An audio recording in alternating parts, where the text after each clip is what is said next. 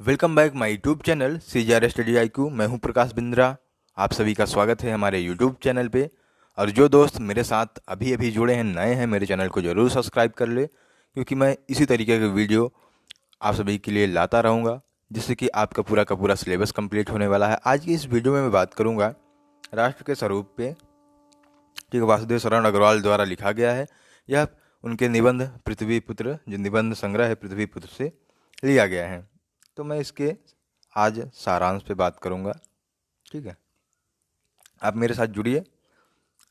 आपके हिंदी कक्षा 12वीं के पूरा का पूरा हिंदी का सिलेबस मैं यहाँ पे कंप्लीट कराने वाला हूँ। ठीक, आप मेरे साथ जुड़िए। जिस भी तरीके की आपको समस्या हो रही है, कमेंट बॉक्स में कमेंट करिए कि मुझे इस तरीके से आप पढ़ाइए या मुझे और क्वेश्चंस को सॉल्व करवाइए, तो मैं ज़रूर उस पर सॉल्व कराऊंगा। ठीक, आप जब तक कमेंट नहीं करेंगे मैं अपने हिसाब से ही बताता रहूँगा। ठीक है, चलते हैं सीधे टॉपिक पे। राष्ट्र का स्वरूप निबंध लेखक वासुदेव शरण अग्रवाल जी के निबंध संग्रह पृथ्वी पुत्र से अवतरित है। इस निबंध में लेखक ने 3 तत्वों भूमि, जन और संस्कृत पर प्रकाश डालते हुए बताया है कि राष्ट्र का स्वरूप इन्हीं 3 तत्वों से निर्मित है। सबसे पहले लेखक ने भूमि तत्व का वर्णन किया है, जिसका निर्माण देवताओं के द्वारा किया गया है और इसका अस्तित्व अनंत काल से है। लेखक कहते हैं कि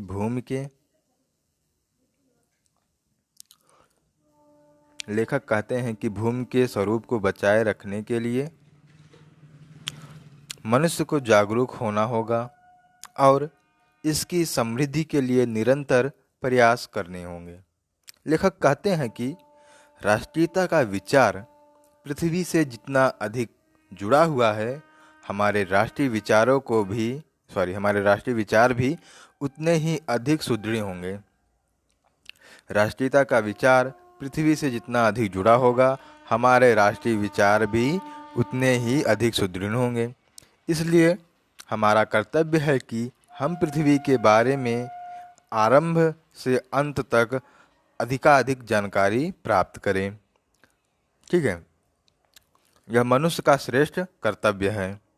इसके लिए सैकड़ों हजारों प्रकार के प्रयत्न करने भी सैकड़ों हजारों प्रकार के प्रयत्न भी करने पड़े तो सहर्ष करने चाहिए, खुशी खुशी करने चाहिए। प्रत्येक मनुष्य को अपने देश का, धरती के प्रत्येक अंग का ही नहीं वरन अंगों का भी ज्ञान होना चाहिए, क्योंकि राष्ट्रीयता की जड़ें भूमि में जितनी गहरी होंगी, उतने ही राष्ट्रीय भावों के अंकुरण पल्लवित होंगे। मानव को अपने देश की धरती की कोख में भरी अमूल्य निधियों का भी ज्ञान होना चाहिए। क्या का भी ज्ञान है? इन्हीं अमूल्य निधियों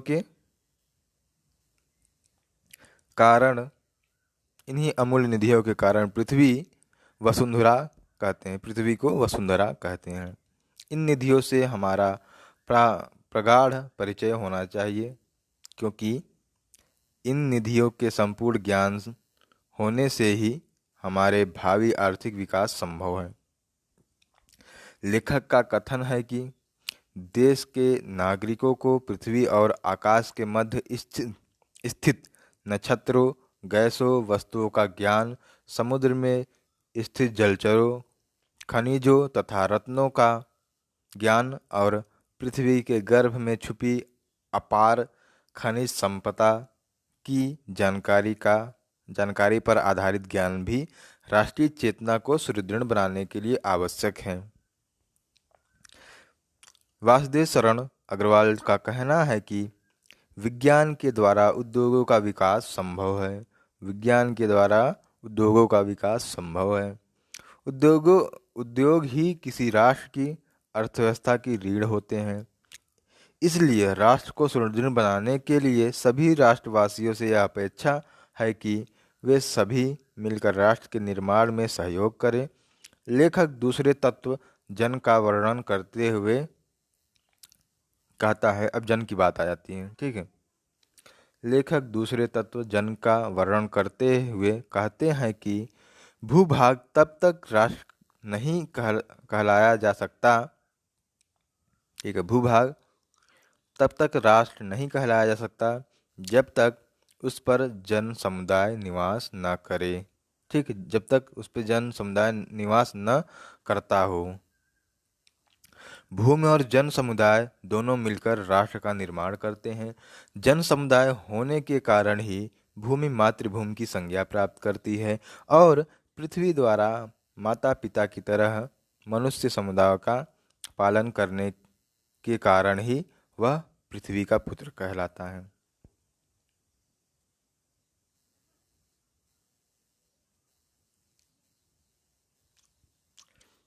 प्रत्येक मनुष्य के हृदय में ये भाव उत्पन्न होने चाहिए, यही राष्ट्रीयता की कुंजी है।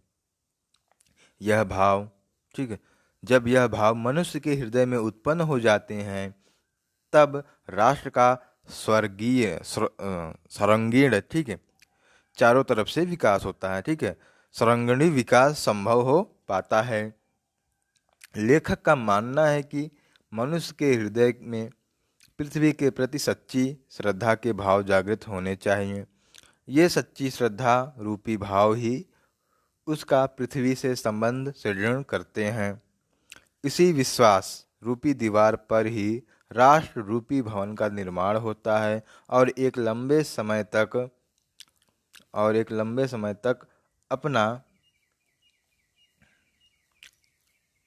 अस्तित्व कायम रखने में समर्थ होता है। लेखक कहता है कि माता अपने सभी पुत्रों को बिना किसी भेदभाव से प्रेम करती है। उसी तरह पृथ्वी माता के लिए भी उस पर सभी बसने वाले मनुष्य बराबर हैं। उनमें कोई ऊंच नीच और भेदभाव नहीं है। सबके प्रति उसमें एक जैसा स्नेह का स्रोत प्रभावित होता है, ठीक है। वह सबको समान भाव से अपना अन्न जल वायु प्रदान करती है। पृथ्वी पर स्थित नगरों, जनपदों, पुरों, गांवों, जंगलों, पर्वतों पर अनेक प्रकार के लोग निवास करते हैं। एक ही माता के पुत्र होने के कारण विविध भाषाएं, धर्म, रीति रिवाज इन्हें अलग नहीं कर पाते, क्योंकि पृथ्वी के प्रति मात्र भावना इन्हें प्रेम को कभी खंडित नहीं करती, ठीक है। पृथ्वी के प्रति मात्र भावना इनके प्रेम को कभी खंडित नहीं होने देती। लेखक कहता है कि राष्ट्र के निर्माण के लिए तीसरा आवश्यक तत्व उस राष्ट्र की संस्कृति होती है, ठीक है, जिसका निर्माण मनुष्य के द्वारा अनेक युगों में किया गया है, ठीक है। वही उसके जीवन की श्वास प्रश्वास है, ठीक, वही उसके जीवन की श्वास प्रश्वास है। राष्ट्र का जो श्वास प्रश्वास है कौन है? संस्कृति है।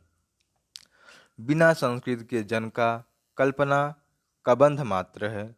संस्कृति मानव जीवन का अभिन्न एवं अनिवार्य अंग है। वास्तव में संस्कृति मनुष्य का मस्तिष्क है। जिस प्रकार मस्तिष्क के बिना मानव जीवन ही की कल्पना नहीं की जा सकती, उसी प्रकार संस्कृति के बिना भी मानव जीवन की कल्पना नहीं की जा सकती। इसलिए संस्कृति के विकास और उसकी उन्नति में ही किसी राष्ट्र का विकास, उन्नति और समृद्धि निहित है।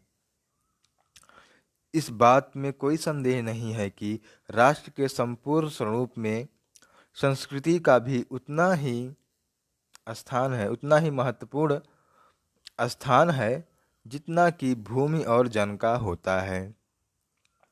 किसी राष्ट्र के अस्तित्व में संस्कृति के महत्व को इस बात से समझा जा सकता है कि यदि किसी राष्ट्र की भूमि और जन को संस्कृति से अलग कर दिया जाए तो एक समृद्ध राष्ट्र को समाप्त होते देर नहीं लगेगी। यह संस्कृति की जीवन रूपी ठीक है, जीवन रूपी फूल है। जिस प्रकार वृक्ष का सौंदर्य पुष्प उसके जीवन का सौंदर्य है, संस्कृत के रूप में प्रकट होता है। लेखक कहता है कि क्या कहता है लेखक? जिस प्रकार जंगल में विभिन्न वनस्पतियां विभिन्न नामों से पुकारे जाने वाले नदियों में कोई विरोध तथा भेदभाव नहीं दिखाई देता, ठीक उसी प्रकार एक राष्ट्र के नागरिकों को भी चाहिए कि वो विविधता में एकता का समन्वय स्थापित करने के लिए जाति, धर्म, भाषा, संप्रदाय या क्षेत्र की तुच्छ भावना को भूलकर अपनी पहचान विशाल राष्ट्र के रूप में बनाएं, जिससे विविध संस्कृतियों में समन्वय स्थापित हो सके। एक ही राष्ट्र में अनेक उपसंस्कृतियां फलती फूलती हैं।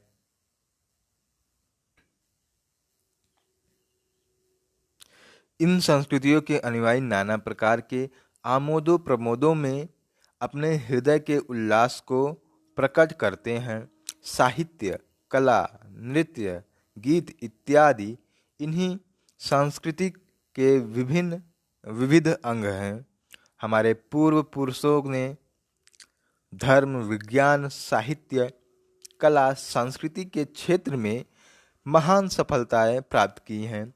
हम उनकी उपलब्धियों पर गौरव का अनुभव करते हैं।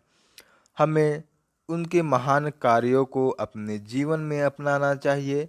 राष्ट्र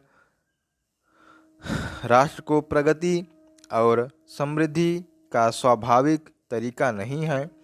ऐसा करने से ही राष्ट्र की उन्नति संभव है।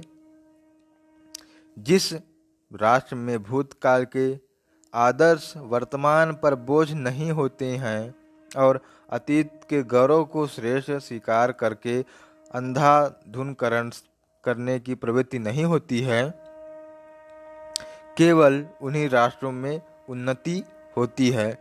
ऐसे राष्ट्र का हम अभिनंदन करते हैं। ऐसा वासुदेव शरण अग्रवाल ने लास्ट के लाइनों में लिखा है। तो उम्मीद करता हूँ यह सारांश आपको पसंद आया होगा, समझ में आया होगा। अगर अच्छा लगा होगा तो अपने दोस्तों तक शेयर करिएगा। चैनल को अभी तक सब्सक्राइब नहीं किया है तो प्लीज़ चैनल को ज़रूर सब्सक्राइब कर लें, जिससे मेरे और बेल आइकन का बटन दबाना तो बिल्कुल भी ना भूलें, जिससे कि मेरे आने वाले वीडियो का नोटिफिकेशन आप तक पहुंचता रहे। ओके, धन्यवाद।